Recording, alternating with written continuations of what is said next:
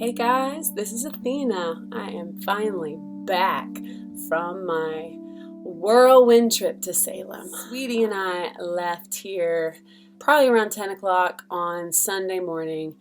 Didn't get into Salem until about 7, even though it wasn't supposed to take quite that long. The ride out there took a while. It was beautiful. Beautiful, beautiful. I loved it. I have to say, of the 7 states that we were in during this trip, Connecticut was my favorite. I loved the lushness and the beauty, and it was just gorgeous. We finally got there, and we checked into our minuscule microscopic room at the Hawthorne Hotel. It was a lovely room. It was beautiful. If I was all by myself, it would have been more than enough, but it was quite tiny. One more thing about the room. When we got to the room, we were unpacking and settling down a teeny bit before we went out for our walk, and I walked over to this one area and I got extreme vertigo standing there, and I thought maybe it was from the elevator ride. It was only up 5 floors and the elevator wasn't particularly like jarring or anything, but I got woozy vertigo in this one area. I had Sweetie come over. I'm like, do you feel it over here? And he said, the ground is actually kind of moving over here. Like the floor did have this weird shake, which I don't understand what that's about. But, he didn't get vertigo or dizzy or anything. But I joked, if I were more sensitive or more inclined to be able to see, spirits, maybe I would see something. Maybe there was something right there. I probably could have looked into it, and maybe I will look into it and see if there's anything historically from that room. But I got really, really dizzy. Now here's the thing. Normally I wouldn't think beyond, whoa, that's weird, I'm dizzy. I guess it was the elevator. But during my webcast, little webinar thing, that class I took the end of January and part of February through like Samantha Faye, and it was a class to develop our intuitiveness. One of the exercises one week was to communicate with somebody's loved one that has passed on. And I actually was extremely successful with that. But during that time, I had extreme vertigo. So I'm starting to put it together a little bit. Maybe I feel like those are related. I feel like maybe if there is something there, I get dizzy. Dropped off our stuff. And then the sun was setting. We walked around Salem. Everything was closed, but we literally did the window shopping thing where you look in the windows, and I kept joking that I was probably going to fog it up and put my nose prints all over it from like the sheer desire of everything in those places. I didn't sleep very much that first night. I got 2 hours that first night, 2 to 3 hours. I finally got up at 5:30. Luckily, the sun comes up around 5:15 or so. We were due to meet Eden and her charming husband at 9:30, and we got there about half hour early. We had some coffee. I stressed not from like negative stress, but excited, like I'm going to freak out in a minute kind of stress. I wanted to do footage, and I was talking about how to do it. And I realized I'm extremely uncomfortable with recording in front of people. Anyway, I ended up not taking much recording at all of my time with Eden until the very end. And again, you saw everything in that footage if you watch the video diary. And I'm pretty frustrated with myself, but I know that it's just the way it is. I'm a very shy person, and when people put a camera, if people are holding a camera, I hate it, and I hide from it, and I look like a dork, and I'm stressed, and I don't like to be photographed unless I'm the one in charge, because I can edit and delete and, forget about it if it doesn't turn out. So, but here's the thing. Instead of worrying about that, I just basked in being with Eden. Charming. Eden is she just shocked the hell out of me. I loved her already, but now I'm just like a little depressed because I miss her, and because I feel like my best friend lives like 10 hours away from me, or 11, 12 hours away, and that sucks. So I'm going to harass her to come visit me. So we met Eden and her hubby outside are nearby the Bewitched statue, and that's a very cool statue. There's a coffee shop right over there.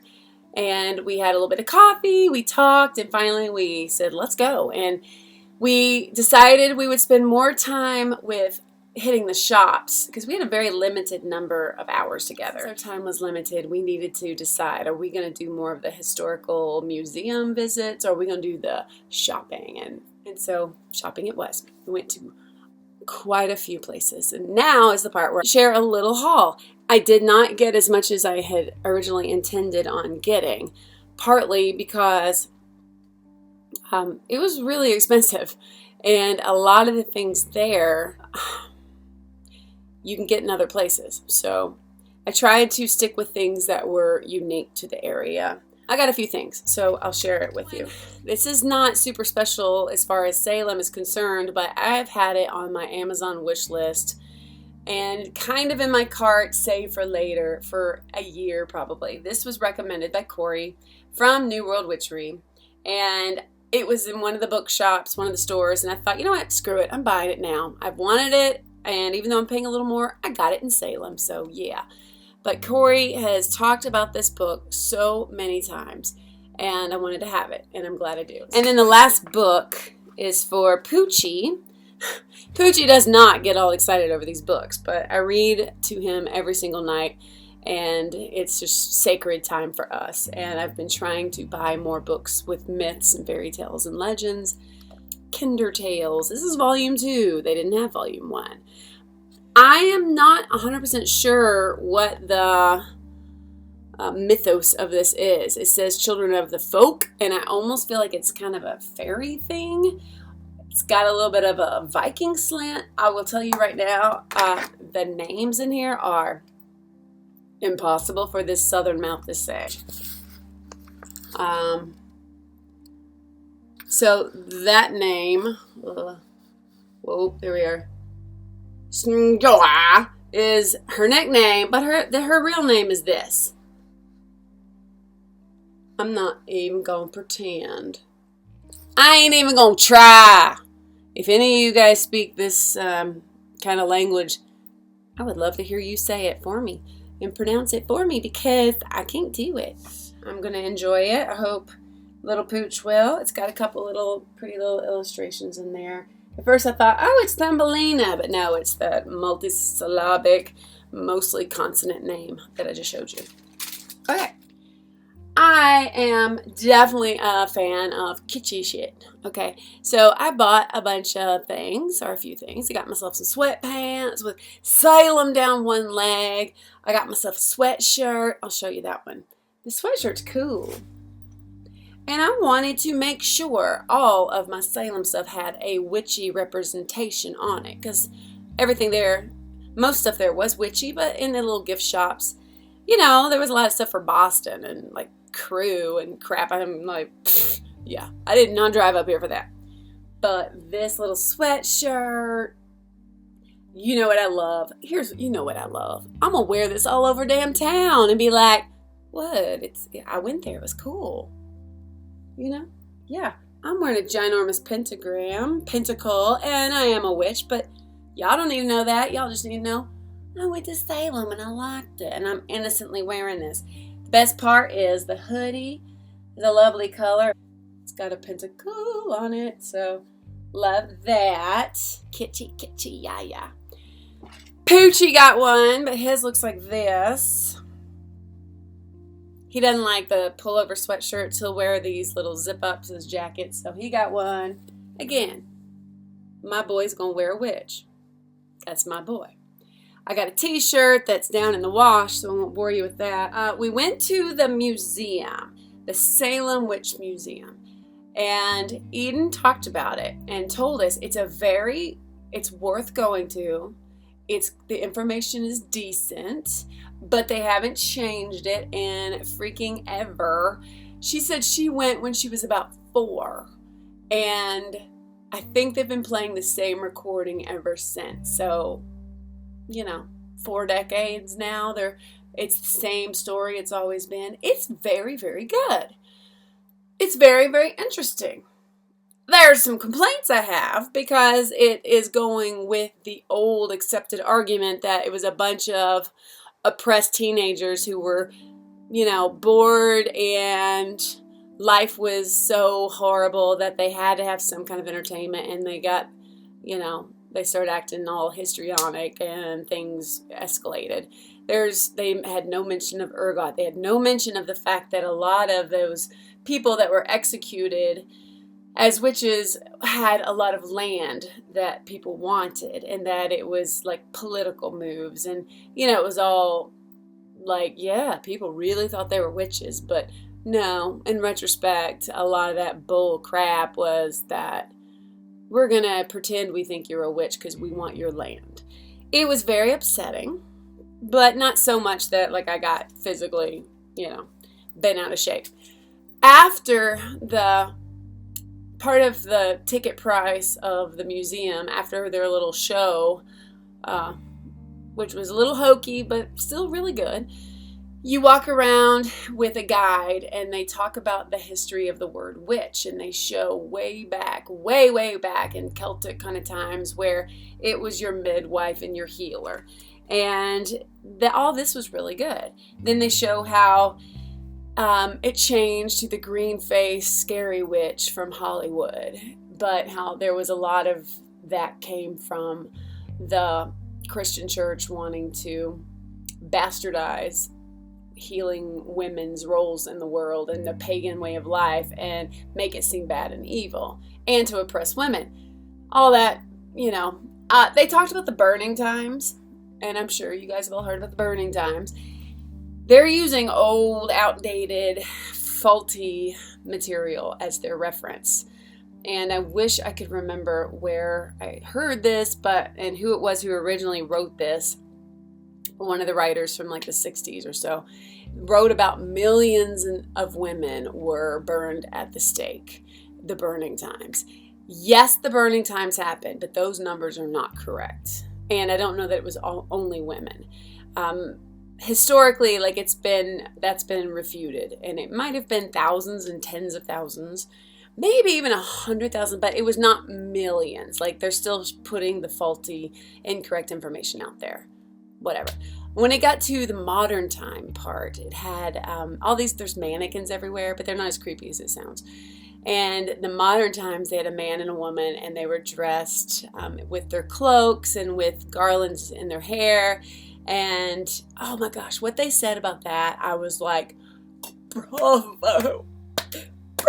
It was good. They were giving it the Wiccan spin, but whatever. And they talked about, we're just like you. We wear everyday clothes. These are our ceremonial things. We honor the earth. We honor the mother and the god and the goddess, and peace, and the devil or Satan has no part in our religion. And I was getting a little verklempt during that. I was so I almost cried during that part, because I was like, thank you. That's beautiful. Thank you for telling it the way I see it, the way it is in my view. That right there, I think that last 5 minutes, talking about modern day witchcraft and what it is and what our beliefs are, that was worth the price of admission. That was worth that whole museum. And even though, they need some updates, and it was a little hokey, overall, totally recommend it. Go. I kept my little sticker. You were supposed to wear this, but no one was checking, but I thought it was awesome, so I kept the sticker. I bought a mug. This came from the museum too. Again, all this stuff's hokey, but whatever. That's what it's all about. It was a museum. And it's big, but still, for me, this is like a shot glass when it comes to coffee. It needs to hold half a pot. That's okay. I love it. The bags. The Coven's Cottage. That was, I think this is the one, was my favorite store of all the ones we went to. And there's pictures on my other video diary. When you see pictures of Eden and me bent over looking, and there's all these herbs hanging from the rafters, that was the Coven College. And college? I would go to that college. Cottage. And I loved it. And the people who were shopping in there, there were tourists, I'm sure. But there were definitely the real people in there. It's like a real place. Hidden in the middle of all of the touristy attractions and the touristy gift shops, tucked in are real legitimate stores that you can replenish your stock of things. And so I bought something that you might have seen on Eden's video. By the way, I will link her video below. But she showed her wind chime and talked about the special meaning. I got it too. So this is like, both of us, we got it. It's like in high school and you get your best friend necklace, and I have a half a heart and she has a half a heart. This is wonderful. I've wanted something like this forever, and now I have one. So yeah, this might be the thing I love the most. We went to Omen and Hex. Both of those stores, I believe, are owned by Christian Day. And I used to listen to his podcast, but I didn't love it. But there's nothing against the podcast. It just, some things you like, some you don't. I want to buy something, though. And I also, as I said, I love to keep bags. What's cool is they have the same bags for both. So there's your Omen side, there's your Hex side. I bought a Mojo bag there. Like a real legit Mojo bag. I got one for healing because I'm still in the process of trying to get healthy. And that's another video for another day. But inside it says, this charm was made from warlock, and he likes that word, Christian Day, his own recipe to lend magic to healing. Also known as Mojo or Gree, this charm is a living spirit enchanted with herbs, roots, crystals, and other elements to promote healing energies in mind, body, and spirit. This witch's charm is a living spirit and must be fed. And if you've ever done any learning about hoodoo, you understand what that means.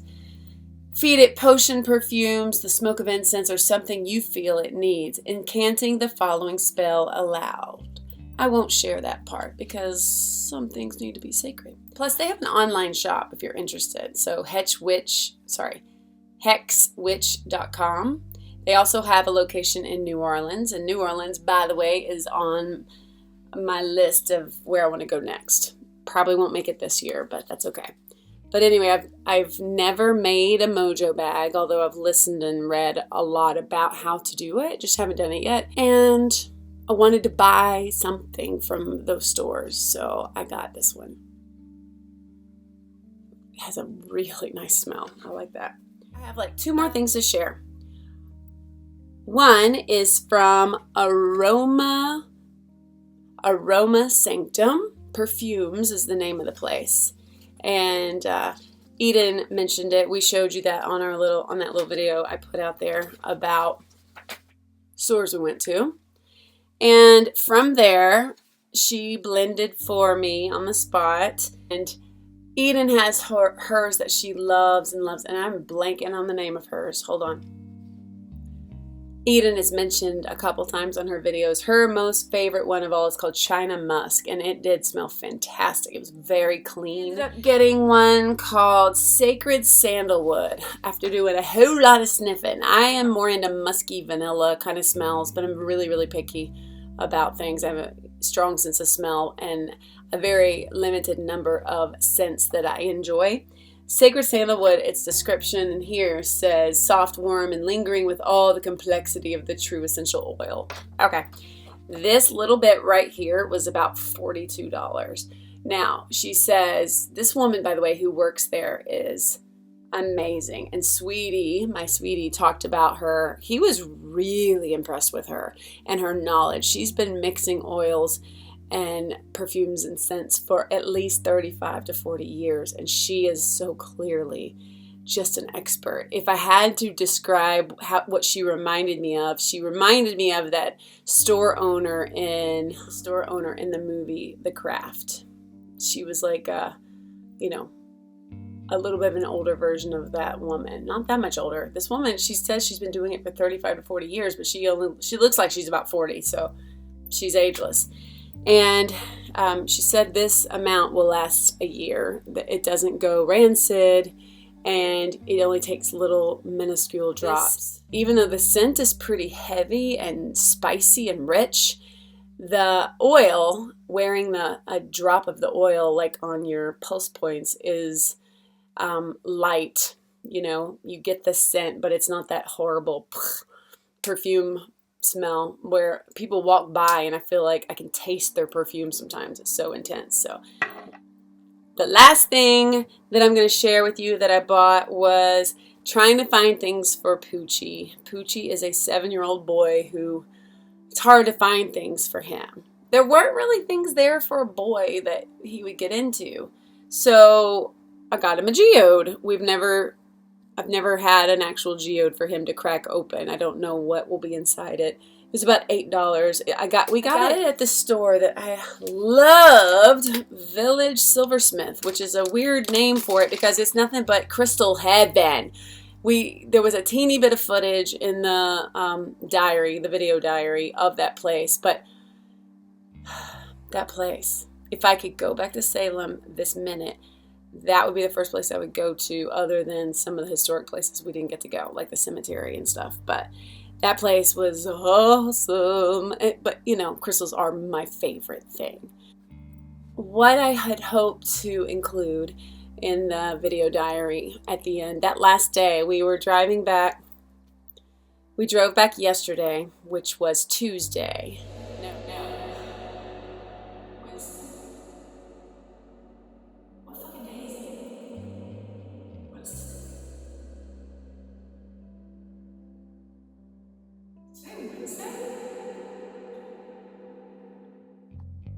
Okay, that's hilarious. I thought today was Thursday. That's awesome! Because Poochie gets home on Thursday, and I was thinking, he's going to be home. It's like 4:30 right now, and I'm like, he'll be home soon, but he's home tomorrow. And while I miss my baby, I am like, hell yeah! Sorry. I am like, yay. I get a little more time. I'm excited. Okay. If you think I'm weird, you're totally right. Anyway, that's awesome. So we came back yesterday, which was Tuesday, and we were going to get up, try to do a little bit of maybe swing by the cemetery on the way out and go to the actual Salem area, Salem Village, because Salem that you go visit where all the awesome stuff is not the Salem. It's not where all the horrible shit happened. And there are some buildings still standing that you can visit from 400 years ago during the horrible shit. And I had heard really cool things about the graveyard in particular, and that was on my list of things to do and to record.